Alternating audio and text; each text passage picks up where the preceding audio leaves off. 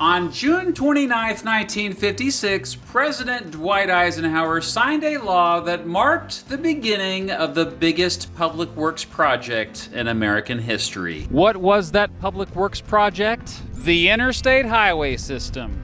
I'm Mr. Beat, and I'm standing near the very first stretch of interstate highway ever built just west of Topeka, Kansas. Construction on this section of it began on November 14th, 1956. And okay, actually 3 states have claim to the first interstate: Kansas, Missouri, and Pennsylvania. Missouri was indeed the first state to award a contract with interstate highway funding, and Pennsylvania claims to be the first with their Pennsylvania Turnpike that was actually built back in 1940. But for crying out loud, Pennsylvania wasn't part of the official interstate highway system. And look, Missouri, Kansas paved this baby first, all right? Anyway, why was the interstate highway system built, and how did it transform the United States, and how the heck does it work? Here's everything you need to know about the interstate highway system.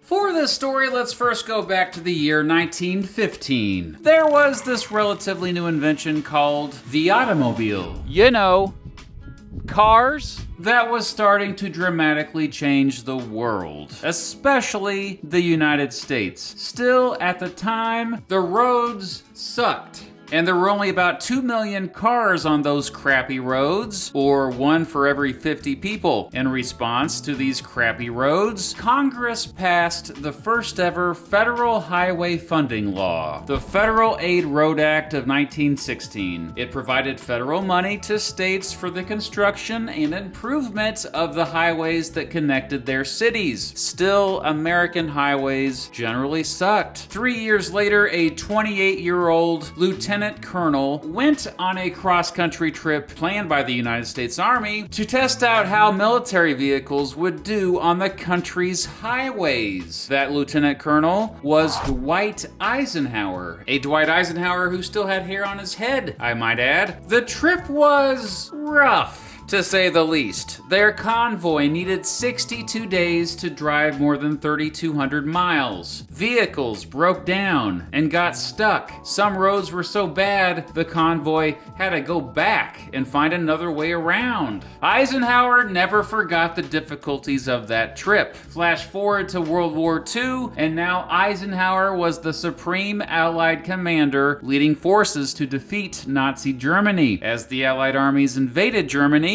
Eisenhower was quite impressed with the country's Autobahn, or national highway system. In fact, it was so good that it actually helped the Allies win the war, since it aided them in efficiently resupplying their forces. Flash forward again to 1954, and Eisenhower is now the president, and he begins pushing for an American version of the Autobahn. He appointed Lucius Clay, who served under him in the war, to lead a committee that came up with a national highway system plan. Well, they came up with a plan, man. Clay's committee suggested building 40,000 miles of divided highways linking all American cities with more than 50,000 residents. They estimated it would take approximately 10 years to build them. Eisenhower loved the proposal, but was a little worried about the price tag.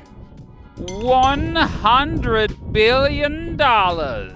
He suggested toll roads as a way to offset costs. However, Clay shut his idea down, convincing Eisenhower that they didn't make much sense outside of highly populated areas. In February 1955, Eisenhower sent Clay's proposal to Congress, and it became a bill that most U.S. senators enthusiastically supported. However, in the House of Representatives, House Democrats were generally more worried about how the federal government would pay for it. But after Eisenhower talked to them about paying for it with a trust fund, paid for by a gasoline tax, they were then on board too. Soon, the Federal Aid Highway Act of 1956, aka the National Interstate and Defense Highways Act, was law, baby. That word, defense, was originally added to get more people on board with the law. However, make no mistake, this highway system was for ordinary, everyday folks getting around like me and you. to. Still though, today there are a bunch of myths surrounding the law that all seem to revolve around the idea that the law was mainly passed for national defense. Here's one example for you.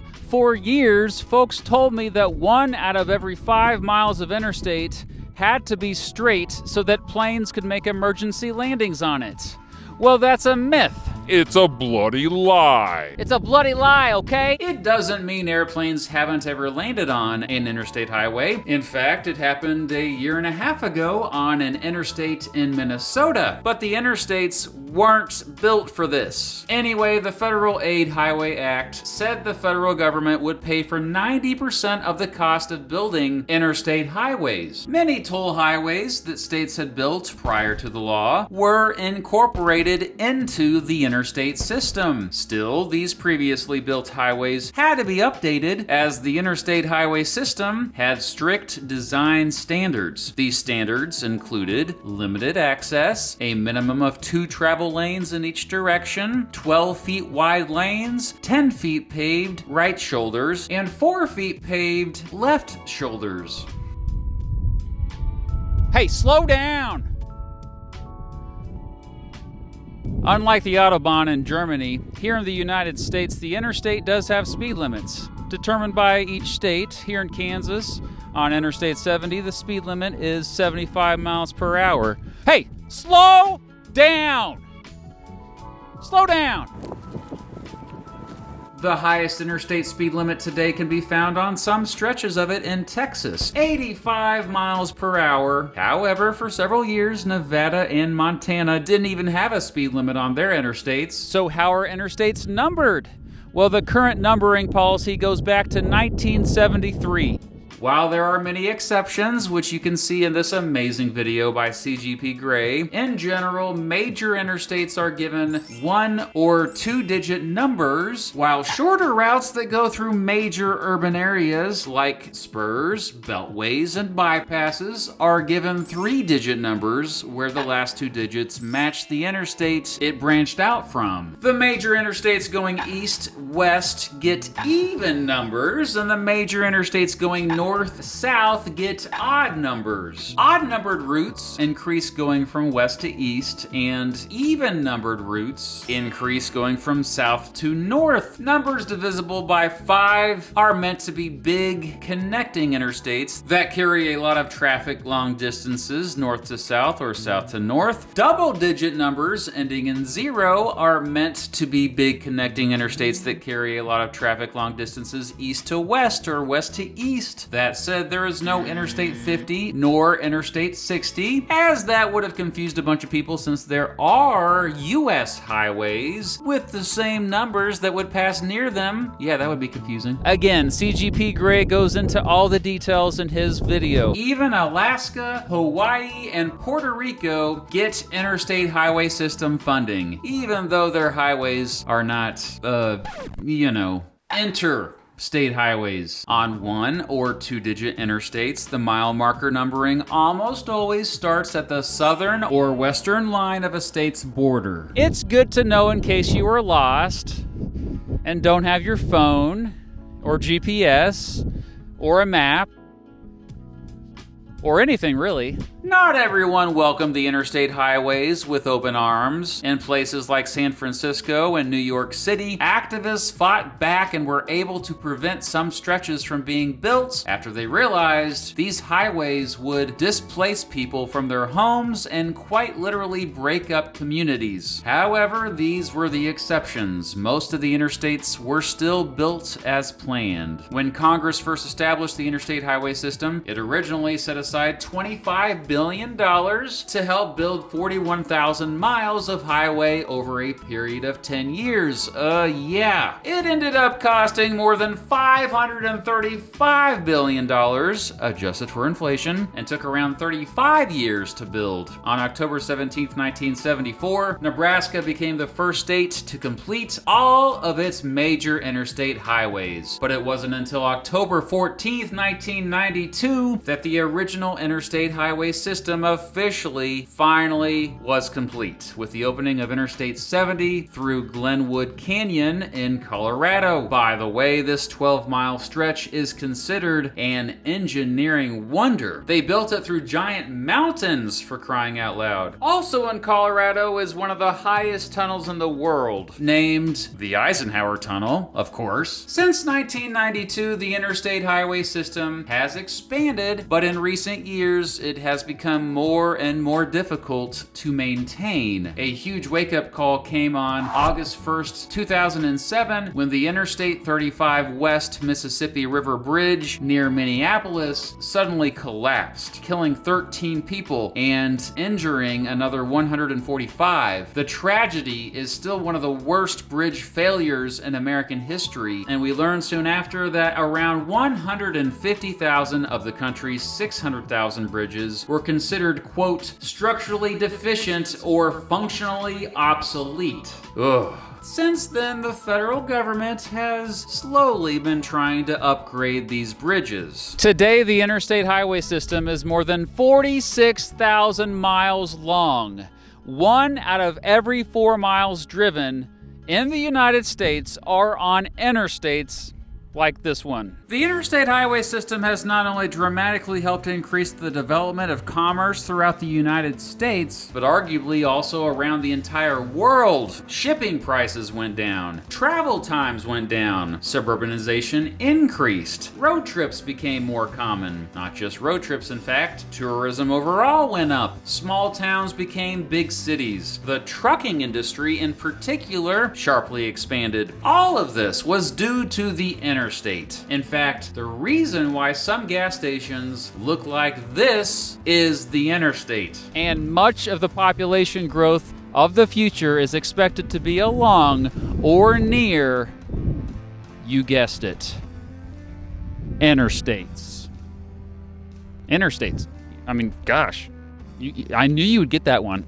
I knew it. That all said, critics have argued that the Interstate Highway System has actually led to the decline of some cities, especially with regards to displacing minority neighborhoods in urban centers. Many have blamed the Interstate Highway System on the decline of public transportation in the United States since the 1950s. Interstates have undoubtedly increased traffic, smog, and just car dependency. Regardless, there is no denying that the Interstate Highway System has dramatically changed how the country has grown. The United States would not have become the economic superpower it is today if not for its investment in the Interstate Highway System.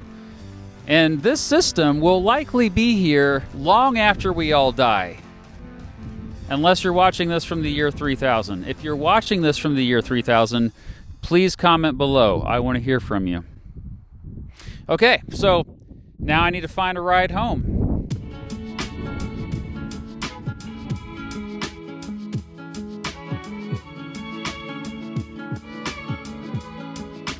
This video is once again sponsored by Brilliant. Brilliant is a problem-solving based website and app with a hands-on approach, with over 60 interactive courses in math, science, and computer science. All of Brilliant's courses have storytelling, code writing, interactive challenges, and problems to solve. Brilliant puzzles you, surprises you, and expands your understanding of the modern world. Brilliant is the best education site I've seen for developing critical reasoning skills. The course I really love lately is called Everyday Math. I never thought I'd say this, but the course has helped me not only appreciate but enjoy doing math problems because it makes it so easy to learn. To get started for free and try out everything Brilliant has to offer, go to brilliant.org/Mr. Beats, or just click on the link in the description of this video. And also, the people that do that will get 20% off Brilliant's annual premium subscription. That's amazing. Is that real? Yeah, that's real. I confirmed it. I want to give a special shout out to Kyle from the channel Interstate Kyle for providing much of the footage for this video. And Kyle has a lot of footage of interstate highways. Why? Well, he has been filming himself driving around on the United States Interstate Highway System for many, many years and posting these videos over on his channel since 2011. His videos are high quality and his channel is astonishingly underrated. So just go subscribe to it, okay? I put a link in the description. So what's your favorite stretch of interstate highway in the United States? I know there's some weird ones here. Let me know in the comments below. And now it's time for my monthly shout out to all my Patreon supporters who donate at least $15 or more each month to my channel. Starting with my $20 a month donors in reverse order alphabetically, I've got William Roush, Sean Connett, Pat Iapika, Osbers Gaming, Noah Hoff, Nick Everett, Neo R14, Matt Standish, Kyle Fassbinder, Ezra, Empty Machine, Dr. Paul J. Lilly, Corey Ryman, Austin Ciros, Asif Ishmael, Anthony Beckett, Andrew B., and Alicia Solberg. At the $15 a month level, Zachary F. Parker, Waterfort, Thomas Oppenheim, Steve Bryan, Samuel Striz, Nelson Guzman, Naderade, Kit Walker, John Johnson, Joel Serrano Lozada, Jacob Birnbaum, Jack L., Elon Capone, Ian Driscoll, Grant Hughes, Gail Gerard, Brian Layton, Andrew Snyder, Alex Gorel, and Adam Christians. Thank you all. Thanks to all the cars on the highway for being quiet, and thank you for watching.